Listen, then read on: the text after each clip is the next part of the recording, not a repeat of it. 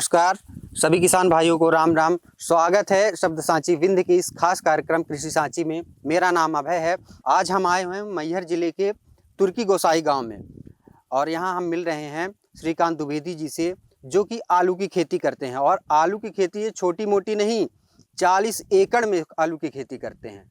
तो आज हम इनसे जानेंगे कि आलू की खेती क्यों करते हैं। साथ ही इन्होंने ये भी बताया कि इनका पेप्सिको कंपनी के साथ टाई अप है। कुल मिला के कहा जाए कि ये कॉन्ट्रैक्ट फार्मिंग करते हैं। और आज हम इनसे जानेंगे कि कैसे कॉन्ट्रैक्ट फार्मिंग करते हैं, और साथ ही हम जानेंगे कि आलू की खेती ये कितने क्षेत्र में उगाते हैं और आगे क्या करना है इनको, वो सब चीज़ जानकारियाँ इनसे लेंगे। स्वागत है आपका हमारे कार्यक्रम में। नमस्कार। सबसे पहले तो आप हमको ये बताएं, आलू की खेती आप कितने सालों से कर रहे हैं? आलू की खेती हम लगभग 2020 से कर रहे हैं जी। तो मतलब पेप्सिको कंपनी से आपका ये जो कॉन्ट्रैक्ट फार्मिंग का ये सब ये कब से शुरू हुआ? 20 से है शुरुआत। हम पेप्सिको के साथ ही किए थे। 2020 में 5 एकड़ से शुरुआत किए थे जी। तो उसके बाद फिर मतलब आप बढ़ाते गए 5 एकड़ से, फिर ये हाँ, बढ़ता उसके बाद हम धीरे धीरे बढ़ाते आज लगभग 35 से 40 एकड़ में ले गए। चिप्स बनाने के लिए आप कौन कौन सी किस्म का उपयोग करते हैं? आलू की कौन सी किस्में उगाते हैं आप? हम ये पेप्सिको की किस्म FC3 उगाते हैं। क्या विशेष गुण होते होंगे इसमें? इसमें वाटर कंटेंट कम रहता है, तो ये चिप्स के लिए अच्छी होती है। और ये सफ़ेद ज़्यादा होती है। अच्छा, सफ़ेद होती है। अपने यहाँ जो आलू रहता है वो अलग रहता है, इससे अलग रहता है। अच्छा, ये भी हमने सुना है कि जो चिप्स वाला आलू होता है वो सब्जी के काम नहीं आता है। वो मतलब लोग बताते हैं कि सब्जी से अलग स्वाद रहता है, ये बनती भी नहीं उस हिसाब से जिस तरह वो वाली आलू बनती है। हाँ, ये इसमें वाटर कंटेंट कम होने के कारण ये पकने में दिक्कत करती है। हाँ, पकती कम है, पकती नहीं है, इसलिए सब्जी की वैरायटी नहीं है, चिप्स की वैरायटी है जी। अच्छा श्रीकांत जी, ये आलू की ये जो आप पेप्सिको जी ये जो आलू आप उगाते हैं जिससे चिप्स बनती है, तो इसके मतलब बुआई से लेकर कटाई तक क्या प्रक्रिया रहती होगी? इसमें क्या उसी वाले आलू की तरह रहती है या फिर अलग रहता है इसमें कुछ? इसमें तो लगभग उसी वाले आलू की तरह रहती है। पहले इसको 2 से 3 बार ट्रैक्टर कल्टीवेटर से जुताई की जाती है। ये कब होता है? ये धान कटने के बाद नवंबर में, 1 नवंबर में पहले इसकी अच्छे से जुताई करते हैं 2 से 3 बार ट्रैक्टर से। फिर उसके बाद इसको रोटावेटर चला के मिट्टी को अच्छा महीन किया जाता है और फिर प्लांटर से बुआई कर देते हैं। अच्छा, ये सब चीज़ें आपके पास उपलब्ध हैं, मशीनरी जी जो भी हैं? हाँ, हमारे पास प्लांटर है और ये खाद डालने के लिए ब्रॉडकास्टर है, ये सब उपलब्ध हैं जी। ये आप मतलब मशीनरी का उपयोग आप तकनीकियों का करते हैं, जो नवीन तकनीकी हैं इनका? हाँ, तो हम पूरा ये मैकेनाइज्ड फार्मिंग ही कर रहे हैं। अच्छा, तो मतलब इनमें आपको जो लागत आती है, जो देखा जाए लेबर चार्ज जो लगता है, तो मशीनरी की अपेक्षा लेबर चार्ज तो वाकई बहुत ज़्यादा होता है। तो आपको इसका लाभ मिलता है कि आप मशीनों का उपयोग कर रहे हैं, तो आपको मज़दूरों की इतनी ज़्यादा ज़रूरत नहीं रहती कि हाँ हमको 40 की बजाय आपका 4 में भी काम हो जाता होगा फिर? हाँ, मशीन का उपयोग करने से लगभग 50% से ज़्यादा लेबर की बचत हो जाती है। अच्छा। और काम भी जल्दी होता है लेबर के अपेक्षा। तो मतलब कि कुल मिलाकर प्रक्रिया वही होती है जो सब्जी वाला आलू होता है, वही होती है कि मतलब उसी समय पे आप लगाएंगे, फिर कटाई। अच्छा, कटाई में क्या व्यवस्था रहती होगी, क्या करते हैं फिर उस समय? कटाई के लिए ये पोटैटो डिगर आता है जी। उससे हार्वेस्टिंग की जाती है। अच्छा। उसमें लेबर की बचत हो जाती है। अच्छा, पेप्सिको जो आलू के जैसे आलू आपसे पेप्सिको लेती है, तो उसका क्या पैरामीटर्स रहते हैं कि मतलब जांच करती होगी, क्या कैसा रहता है उसमें? थोड़ा इसके बारे में बताएं डिटेल से इसमें। हाँ, पेप्सिको के साथ हमारा अनुबंध रहता है खरीदी का। जी। तो वो हमसे 18 रुपये पर कुंटल के हिसाब से खरीदती है। और उसमें जांच का पैरामीटर तो नहीं रहता, क्योंकि वो पहले से उनके एम्प्लॉय आते हैं और पूरा चेक करते रहते हैं। अच्छा, तो मतलब फिर जैसे मान लीजिए कुछ अगर जैसे आलू अब एक जैसे तो सारी आलू होती नहीं होगी, कुछ छोटी होती, कुछ बड़ी होती, कुछ ख़राब भी होती, तो उनको वो रिजेक्ट भी तो करते होंगे? हाँ, वो ग्रेडिंग करके और पूरा माल लेते हैं, उनका रेट अलग हो जाता है। अच्छा, जो अच्छा आलू है वो 18 रुपये, फिर जो उससे कम है वो कम रेट में हाँ, और जो कुछ आलू बचता है वो मैकेनिकल डैमेज रहता है, कटा फटा आलू, तो वो बस रिजेक्ट होता है, बाकी वो पूरा आलू उठा ले जाते हैं। अच्छा अच्छा, जो रिजेक्ट होता है उसका फिर क्या करते होंगे? उसको फिर से खेत में डलवा देते हैं तो खाद बन जाता है। आपने बताया कि कॉन्ट्रैक्ट फार्मिंग है, कॉन्ट्रैक्ट फार्मिंग के क्या नियम रहते हैं, कैसे मतलब क्या तरीका होता होगा इसमें? इसमें हमसे वो खरीदी का अनुबंध करते हैं जी। और वो अपनी वैरायटी का चयन करते हैं कि हमें कौन सी वैरायटी लगाना है, वही और आपको? वही हमें बीज उपलब्ध कराएंगे। अच्छा, बीज आपको उन्हीं के वही उपलब्ध कराएंगे। कंपनी के द्वारा ही मिलता है? हाँ, जिसमें उर्वरक और जो कीटनाशक होते हैं उनका उपयोग भी करते होंगे, तो क्या मतलब क्या क्या उपयोग करते हैं इनके लिए आप? इसमें उर्वरक और कीटनाशक के लिए वो कंपनी ही रिकमेंड करती है कि हमें कितना उर्वरक डालना है और कौन कौन सा कीटनाशक का उपयोग करना है, तो उनके एग्रोनॉमिस्ट आते रहते हैं और वो हमें सजेशन देते रहते हैं। उस हिसाब से हम लोग इसमें उर्वरक और कीटनाशक का प्रयोग करते रहते हैं। अच्छा, मतलब कि जो भी उर्वरक होते हैं वो आप कंपनी के थ्रू ही, आपको कंपनी ही उपलब्ध कराती है कि ये वाला आपको डालना है इसमें? जी जी। है ना? तो उसमें मतलब जैसे ऑर्गेनिक भी रहता होगा कुछ, कि या फिर पूरे केमिकल ही डालते नहीं, हो? केमिकल ही उर्वरक डाले जाते हैं इसमें। अच्छा, केमिकल ही डालते हैं। आपने जैसे 40 एकड़ में, आपने बताया कि 40 एकड़ में आप आलू उगा रहे हैं, इसके प्रति एकड़ की क्या लागत रहती होगी, मतलब कितना खर्चा आता होगा 1 एकड़ में आलू की खेती में? प्रति एकड़ में आलू की खेती में बुआई से लेके और पूरा हार्वेस्टिंग तक लगभग 60 से 65 हज़ार खर्चा आ जाता है। अच्छा, उत्पादन कितना हो जाता है उसमें? इसमें उत्पादन 70 कुंटल तक हो जाता है। 70? इसमें 18 रुपए के हिसाब से लगभग 1.25 लाख की आलू हो जाती है 1 एकड़ में? 1 एकड़ में, और उसमें 65 हज़ार खर्च हो जाता है, तो लगभग 55 से 60 हज़ार रुपये तक बचत आ जाती है।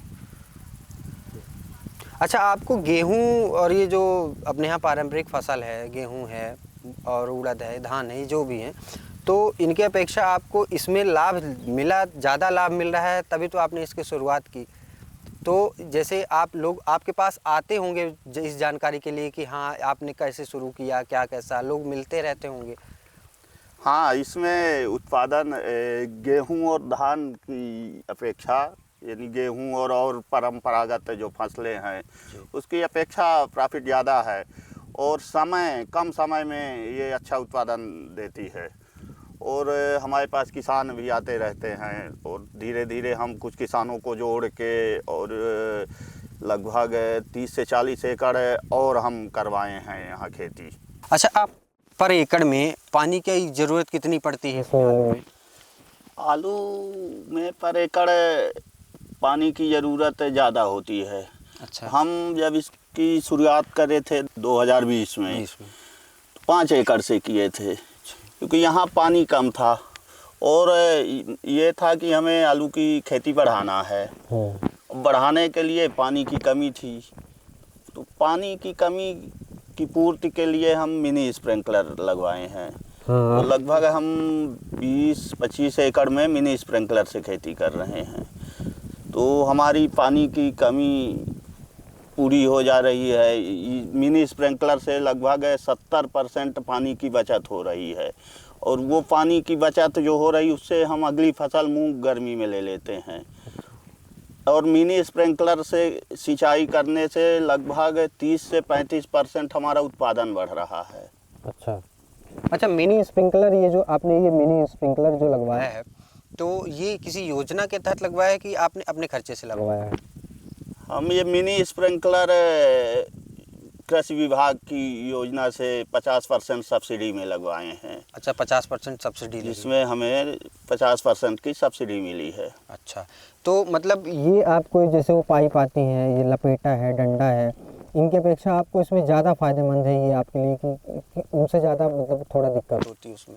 नहीं, इसमें मिनी स्प्रिंकलर में ज़्यादा फायदा है। अच्छा। एक तो ये वन टाइम इन्वेस्टमेंट है। अच्छा। जिससे, और वो लपेटा पाइप और इसमें डंडा में हमेशा नुकसान होता रहता, टूटते फूटते रहते हैं, और ये एक बार फिक्स हो गया तो पूरा सीजन चलता रहता है। अच्छा, ये आपने किसी को देख के लगवाया या फिर अपने आप मतलब आपके अपने सोच विचार से कि हाँ हमको मिनी स्प्रिंकलर लगवाया है, कहीं आपने देखा था पहले? हम मिनी स्प्रिंकलर हम अक्सर इंदौर साइड जाते रहते हैं, तो वहाँ आलू की खेती बड़े पैमाने पर होती है। अच्छा। तो वहाँ लगभग सिंचाई पूरा मिनी स्प्रिंकलर से हो रही थी, और उसमें पैदावार भी अच्छी आ रही थी। तो फिर हम कृषि विभाग से संपर्क किए, और उसके बाद कुछ एग्रीकल्चर विभाग से और कुछ हार्टिकल्चर विभाग से अनुदान में मिनी स्प्रिंकलर लगवाए। आपको मतलब कितनी समस्या आई अगर आप मतलब जैसे आपने गए, आप वहाँ गए कृषि विभाग, तो हम ज़्यादातर ये भी सुनते हैं कि लोग बोलते हैं कि कृषि विभाग जाओ तो वहाँ हमको भगा दिया जाता है, वहाँ अधिकारी सुनते नहीं। क्या आपके साथ हुआ कभी ऐसा कि मतलब आप योजना का लाभ लेने के लिए वहाँ अपने रिकॉर्ड लेके गए और आपसे मतलब किसी ने वहाँ ऐसा कुछ कहा कि हाँ हम नहीं करेंगे? कितनी कठिनाइयाँ आई आपको ये योजना का लाभ लेने में? नहीं, हमें ये योजना का लाभ लेने में कोई कठिनाई नहीं आई, और हमारे यहाँ कृषि विभाग वाले लगातार आते रहते हैं और सहयोग करते रहते हैं जी। और उसमें तो ऑनलाइन आवेदन होता है, तो इसमें कोई कठिनाई नहीं आती। अच्छा, माने आपको आसानी से सब व्यवस्था आपको हो गई? हाँ, हमें आसानी से सब्सिडी मिल गई। अच्छा, इनमें कीट भी लगते होंगे? हाँ, इसमें बीमारी और कीट आता है, जिसमें समय समय से हम लोग स्प्रे करते रहते हैं। ये पेप्सिको के द्वारा हमें एक चार्ट दिया जाता है। अच्छा। कि किस समय में कौन सा स्प्रे करना है, और हम लोग इसमें वही चार्ट के हिसाब से स्प्रे करते रहते हैं, तो कोई बीमारी नहीं आती है। अच्छा, तो माने कि जैसे आप इतने साल से कर रहे हैं, तो कभी ऐसी समस्या आई कि जो कभी लगा हो कि हर साल लगता है इसमें? नहीं, ऐसी कोई समस्या नहीं आई, बीमारी कोई आती ही नहीं है। अच्छा, क्योंकि हम लोग इसमें बीमारी आने के पहले स्प्रे कर देते हैं, तो बच जाता है तो उसको। बीमारी नहीं आती है। अच्छा, जैसे एक नॉर्मल बाज़ार है तो जहाँ आलू लेके जाते हैं, आपने तो एक वो किया है कॉन्ट्रैक्ट फार्मिंग का, आपने एक कॉन्ट्रैक्ट ही है आप लोगों के बीच। तो जैसे बाज़ार, आपका बाज़ार से तो कोई मतलब नहीं रहता, आपका डायरेक्ट कॉन्ट्रैक्ट है कि इतने रुपए में लेते हैं, इतने रुपए में ही आपसे लेंगे। तो वो मतलब आप बाज़ार से तो आपका कोई नहीं रहता होगा कि हम आलू मंडी लेके जाएं या वहाँ रखें, ये सब चीज़ें तो होती नहीं होंगी। हाँ, उसमें क्या है कि बाज़ार में, जैसे बाज़ार के भरोसे अगर हम आलू की खेती करेंगे तो अक्सर रेट में उतार चढ़ाव देखने को मिलता है, और उसमें किसानों का नुकसान हो जाता है। कॉन्ट्रैक्ट फार्मिंग में हमारा रेट को लगाने से पहले ही तय हो जाता है कि हमसे कंपनी किस रेट में ख़रीदेगी, और वो बाई बैक हमारे घर से ले जाती है, तो हमें कहीं मंडी में पहुंचाना भी नहीं पड़ रहा है। अच्छा, तो मतलब आप जैसे आलू आपकी निकली, खेत से बाहर निकली, तो आप लोग को मतलब कहीं एक जगह डंप करते हैं या फिर डायरेक्ट कंपनी यहाँ से आके खेत से उठाती है? हम लोग यहाँ से निकाल के और एक जगह शेड में डंप करते हैं धूप से बचाने के लिए, और पूरी हार्वेस्टिंग के बाद वो हमारे खेत से यानी घर से ही ले जाती है। अच्छा, तो मतलब कि आपको कुल मिला के जो मतलब ढुलाई का चार्ज होता है कि बाज़ार पहुंचाना है, इन सब चीज़ों से आप बचे रहते हैं कि चलो कम से कम ये है कि हमको लेके नहीं जाना पड़ेगा, शायद सीधे कंपनी आए और लेकिन चली गई। हाँ, वो तो लगभग आपको भी मतलब जो यातायात का खर्च लगता है वो भी बचता होगा पूरा ही। अच्छा, जब मान लीजिए कोई नया किसान है जो आलू की खेती नहीं करता है, उसको आलू की खेती करनी है, तो आप उसको क्या सलाह देंगे? क्या समस्याएं आती होंगी उसमें, क्या क्या सलाह देंगे उसको आप? अगर नया किसान कोई ये कॉन्ट्रैक्ट फार्मिंग से जुड़ना चाह रहा है, तो हम उसको यही सलाह देंगे कि ये बहुत अच्छी खेती है, और वो परंपरागत खेती से हटकर और आलू की खेती करे, और इसमें फ़ायदा भी अच्छा है। अच्छा, कुछ कठिनाइयाँ तो आती होंगी क्योंकि अब ऐसे तो है नहीं कि डायरेक्ट फसल आपको लगानी है और वो सीधे उग गई, तो जो समस्याएं क्या क्या, सबसे बड़ी समस्या इसमें कुछ होती है ऐसा आलू को बोने में इसमें? नहीं, आलू बोने में तो कोई विशेष समस्या नहीं होती है, बस इसमें समय से पानी और स्प्रे करना पड़ता है। अच्छा। और सिर्फ इसमें लेबर की समस्या आती है स्प्रे के लिए, बाकी और कोई कठिनाई नहीं आती है। लेबर की समस्या कैसे स्प्रे के लिए? इसमें लगभग हर हफ्ते स्प्रे करना पड़ता है। अच्छा। ताकि बीमारी ना आए। अच्छा। पानी कितनी बार देना पड़ता होगा आलू में? आलू में पानी लगभग 7 से 8 बार पानी देना पड़ता है। आलू की खेती में जैसे धान गेहूं में अपने यहाँ प्रदेश सरकार देती है, केंद्र सरकार देती है, सब देते हैं, सब्सिडी देती है और बहुत सारी योजनाएं हैं जो सरकार से किसानों को मिलती है।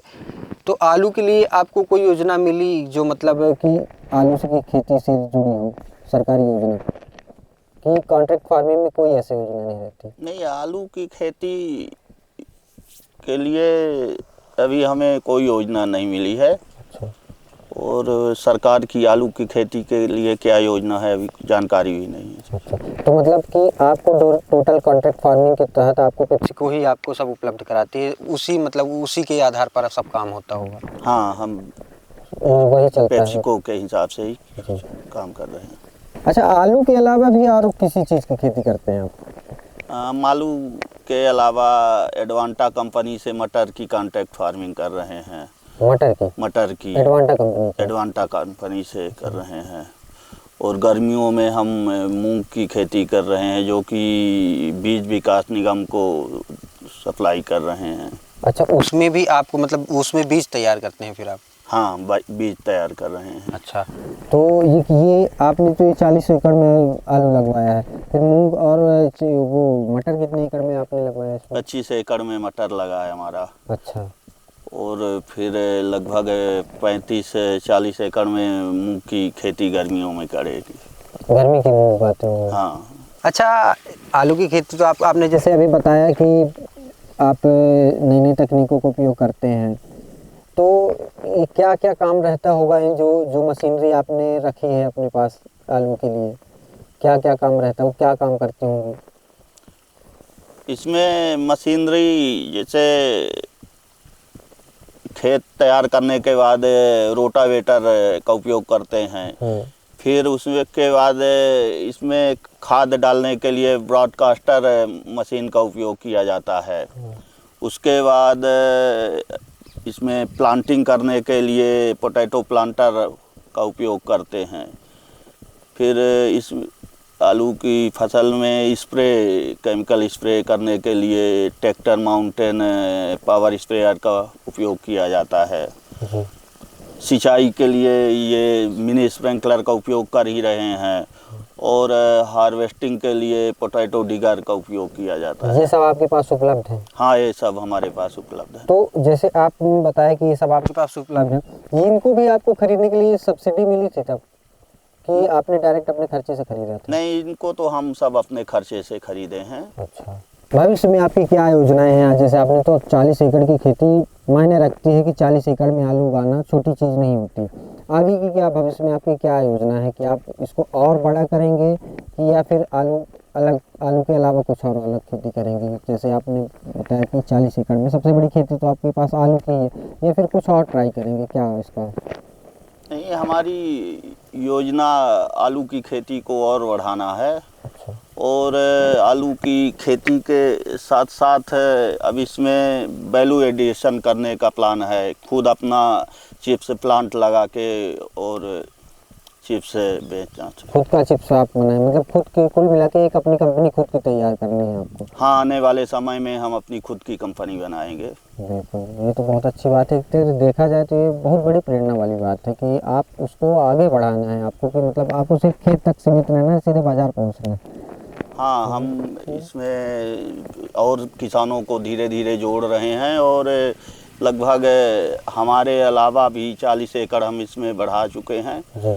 और इसका रकबा लगातार अपने क्षेत्र में बढ़ाने का प्लान है। तो मतलब आपने अपने खेत के अलावा भी दूसरों के खेत में भी इसको आगे वो किया है कि जो किसान जैसे बोलते हैं जो आपसे जुड़ रहे हैं वो उनको खेती करना है आलू की, तो उनको भी आप प्रशिक्षण देते होंगे? हाँ हाँ। अच्छा, आपने आलू की खेती के लिए विचार कैसे आया कि आपको आलू की खेती करना है? क्योंकि कंपनी तो तभी आएगी जब आप विचार करेंगे कि आपको उगाना आलू, या कहाँ से आया दिमाग में कि हमको आलू की खेती करना है? आलू की पहले हम परंपरागत खेती करते थे, जी धान और गेहूं चना, और उसमें हमें लगभग 2013 से और 16-17 तक लगातार घाटा ही होता गया। कभी बारिश हो जाना, कभी ओला पाला, तो ये सब से लगातार नुकसान होता गया। अच्छा। और हम लगभग खेती का प्लान ही बंद कर दिए थे कि अब हमें खेती नहीं करना है। फिर कंपनी के हम संपर्क में आए। कंपनी यहाँ रीवा में उनका ऑफिस था, उनसे मिले और बात हुई तो बोले ठीक है आप कॉन्ट्रैक्ट फार्मिंग करिए। और हम 2020 में 5 एकड़ से आलू की खेती की शुरुआत किए थे, और उसमें हमें पहले ही साल बहुत अच्छा मुनाफा हुआ। पहले साल हम पर एकड़ 70,000 रुपये इससे आलू की खेती से फ़ायदा मिला था, और तो हमें अच्छा लगा। तो धीरे धीरे हम इसको बढ़ाते गए और आज 35 से 40 एकड़ में ले गए हैं। आज मतलब कि अब इसको आपको और आगे बढ़ाना, आपने बताया कि जैसे हमारा विचार है कि हम आगे खुद का एक, जैसे पेप्सिको करता है कि खुद के चिप्स बनाती है, खुद भी बाज़ार में बेचती है, आपको ये कि हम भी अपना बनाएंगे और उसको बेचेंगे, आगे बढ़ाएंगे। हाँ। अच्छा, पेप्सिको के थ्रू आपको कोई मतलब प्रोत्साहन मिलता है कि मतलब अब आप इसको ऐसा करें या फिर आप खुद बढ़ाएं आगे, कि डायरेक्ट सिर्फ आपका अनुबंध इतना ही रहता है कि आलू आए उठा लेके चले गए?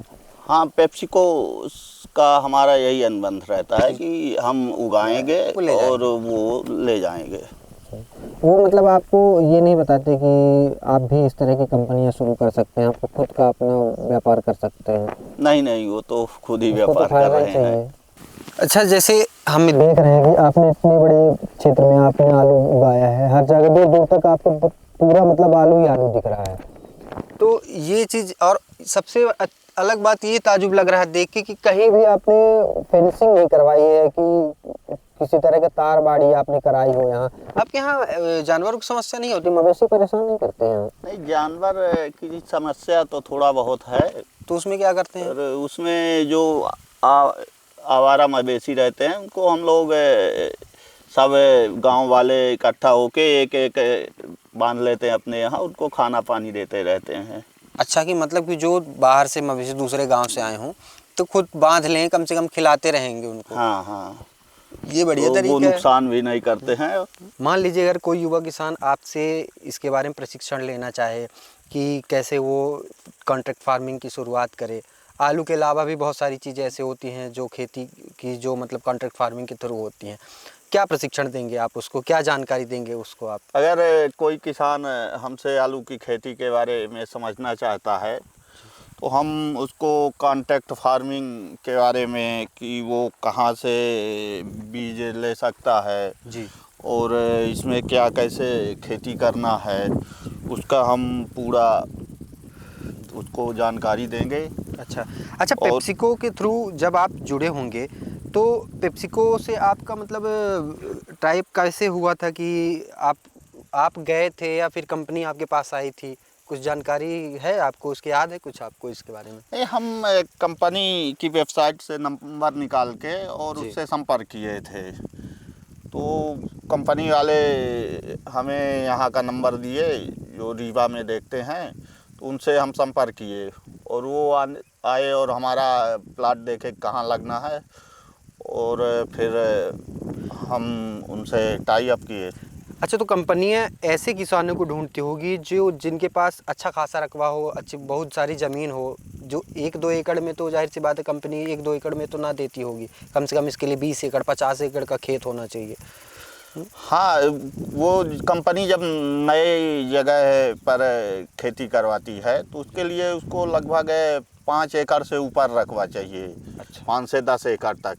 और यहाँ खेती हो रही है, जैसे हम अपने गांव में खेती कर रहे हैं, तो हमसे वो छोटे छोटे किसान भी जुड़े आते हैं। 1-2 एकड़ वालों को फिर उसी गांव में देने लगते हैं वो। आपके साथ कोई गांव का व्यक्ति जुड़ा है जो मतलब आपके जैसे ही कर रहा हो आलू की खेती इसके अलावा? हाँ, हम कुछ छोटे छोटे किसानों को जोड़ के और खेती करवा रहे हैं, जो कि जिनका रकबा 1 से 2 एकड़ तक रहता है। अच्छा, वो लोग भी अब मतलब कॉन्ट्रैक्ट फार्मिंग वो लोग भी कॉन्ट्रैक्ट फार्मिंग कर रहे हैं जी। तो मतलब जैसे पेप्सिको है कि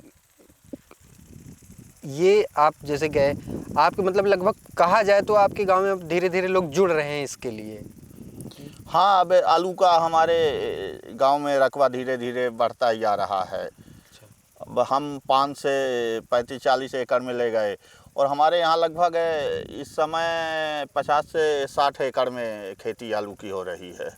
अच्छा, कृषि विभाग से आपको, जैसा आपने बताया कृषि विभाग से आपको स्प्रिंकलर की व्यवस्था हुई, आपको सब्सिडी के थ्रू मिला, और भी कुछ व्यवस्थाएं होती हैं जो मतलब यो कि आप आलू उगा रहे हैं, तो कृषि विभाग आपके पास मतलब कुछ या कभी प्रशिक्षण देने के लिए या फिर आप उनके पास जाते हैं कि सीधे कंपनी ही कराती है ये सब चीज़ें? तो कृषि विभाग हमारी ये फसल देखने कृषि विभाग वाले आते हैं, और वो किसानों को भी लाते हैं, दिखाते हैं कि आप लोग भी आलू की खेती करिए, परंपरागत खेती से हट के आलू है, मटर है। तो ये कैश क्रॉप में आने के लिए किसानों को प्रेरित करते हैं, और हमारा ये फील्ड विजिट भी करवाते हैं किसानों को। अच्छा, अधिकारी आते रहते हैं माने? हाँ, आते रहते हैं जी। अच्छा, ये जो आलू होती है इसकी साइज़ कितनी होती होगी एक आलू की? क्योंकि सब्जी वाला आलू तो मान लीजिए छोटा साइज़ का ही होता है, बहुत ज़्यादा हुआ तो हम कहते हैं कितना 250-300 ग्राम का होगा, और इनका वजन कितना रहता होगा? ये आलू भी बस सामान्य आलू जैसी होती है, और इनका वजन भी बस वही 50 से 60 ग्राम तक रहता है। अच्छा, मतलब साइज वाइज भी वैसे ही रहती कि? हाँ, सामान्य साइज रहती है, इसमें अच्छा। साइज का कोई अंतर नहीं रहता है। अच्छा, कभी पेप्सिको आपको, आप लोगों को मतलब जैसे कॉन्ट्रैक्ट फार्मिंग में आप लोगों को मतलब कभी ये नहीं कहते कि आप ऑर्गेनिक यूज़ करो कि केमिकल यूज़ करो, कि मतलब कभी ऑर्गेनिक का प्रचार नहीं किया पेप्सिको ने आपके नहीं, साथ? कंपनी के द्वारा आज तक तो हमें कोई केमिकल वो ऑर्गेनिक खेती के लिए प्रेरित नहीं किया गया है। अच्छा, उत्पादन बढ़े बस। हाँ, उनको उत्पादन चाहिए, ज़्यादा से ज़्यादा उत्पादन मिले। अच्छा, जैसे आप मिनी स्प्रिंकलर का उपयोग करते हैं खेत की सिंचाई में, कितने एकड़ में आपने मिनी स्प्रिंकलर लगवाया है? हम मिनी स्प्रिंकलर का उपयोग लगभग 20 एकड़ में कर रहे हैं। 20 प्लस ही है। अच्छा, तो कितना खर्चा आया इसमें एक एकड़ में इसका? 1 एकड़ में लगभग 30,000 रुपये खर्चा आ रहा है। 30 है? 60 से 65,000 रुपये पर हेक्टेयर खर्चा आ रहा है। अच्छा, बाकी जो सब सब्सिडी मिल जाती है सरकार से उससे वो हो हाँ, जाते हैं? वो सब्सिडी काटने के बाद इतना 60 से खर्चा आ 65 रहा है पर हेक्टेयर। अच्छा, इसको मिनी स्प्रिंकलर जैसे अपने यहाँ ज़्यादातर सिंचाई होती है पाइप के थ्रू, कि लोग पाइप बिछाए और कुछ डंडा वाली पाइप होती है, इसमें एक जगह इसको लगा दिया जाता है। इसका क्या तरीका होता है? कुछ मेन पॉइंट होता होगा कि कैसे क्या शुरू से, थोड़ा हमको दिखाएंगे, आप बताएंगे इसके बारे में? हाँ, ये हमारा मिनी स्प्रिंकलर का सिस्टम लगा हुआ है जी इसमें। ये बेंचुरी होती है जी। बेंचुरी से हम इसमें खाद भी डाल सकते हैं, वाटर सोल्यूबल खाद। अच्छा एक ड्रम में इसको लगाने के बाद जी। एक ड्रम में वाटर सोल्यूबल खाद घोल के और इसको डाल देते हैं। अच्छा तो ये पूरे खेत में वाटर सोल्यूबल खाद का छिड़काव होता रहता है। जी। तो और पानी यहाँ से आके, और ये फिल्टर रहता है इसमें, तो फिल्टर से पानी साफ़ होता है और फिर पूरे खेतों में छिड़काव होता है। अच्छा, ये मतलब जो पाइप, एक इसमें पाइप बिछानी पड़ती है कि पाइप की कुछ बीच बीच में खेत में पाइप लगती है, या फिर डायरेक्ट स्प्रिंकलर के थ्रू काम चलता है उसमें? इसमें एक मेन लाइन होती है। अच्छा। मेन लाइन के बाद इसमें ये 1 इंच की पूरे खेत में सब लाइन डालना पड़ता है। हाँ। उसमें होल करके और स्प्रिंकलर नोजल लगा दिया जाता है। तो ये मतलब कुल मिला के जो नॉर्मल सिंचाई होती है जैसे मोटर के थ्रू होती है, उसे लाख बेहतर है ये? हाँ, इसमें पानी की बहुत बचत होती है। अच्छा। और लेबर की भी बचत होती है। उत्पादन बहुत ज़्यादा इसमें बढ़ता है और ट्यूबर के साइज एक समान आते हैं क्योंकि इनमें पानी एक समान लगता है। अगर हम फ्लड इरिगेशन से बहा के पानी देंगे तो कहीं पानी ज़्यादा लग जाएगा, कहीं कम लग जाएगा। जहाँ पानी ज़्यादा लगता है वहाँ नुकसान हो जाता है और जहाँ कम लगता है वहाँ नुकसान हो जाता है। और इसमें एक बराबर पानी लगने से एक बराबर फसल रहती है और ट्यूबर भी एक साइज के लगभग होते हैं, इसीलिए इसमें उत्पादन बढ़ जाता है। बहुत अच्छा लगा आपसे श्रीकांत जी बात करके। और सबसे अच्छी बात ये लगी कि आप 40 एकड़ में आलू की खेती कर रहे हैं। आप कॉन्ट्रैक्ट फार्मिंग के मतलब इस क्षेत्र में आप लगभग पहले किसान हैं। और आपके ये आपने बताया हमें कि आप इकलौते हैं इस क्षेत्र में जो मिनी स्प्रिंकलर से आप सिंचाई कर रहे हैं खेत की। बहुत बहुत धन्यवाद आपका।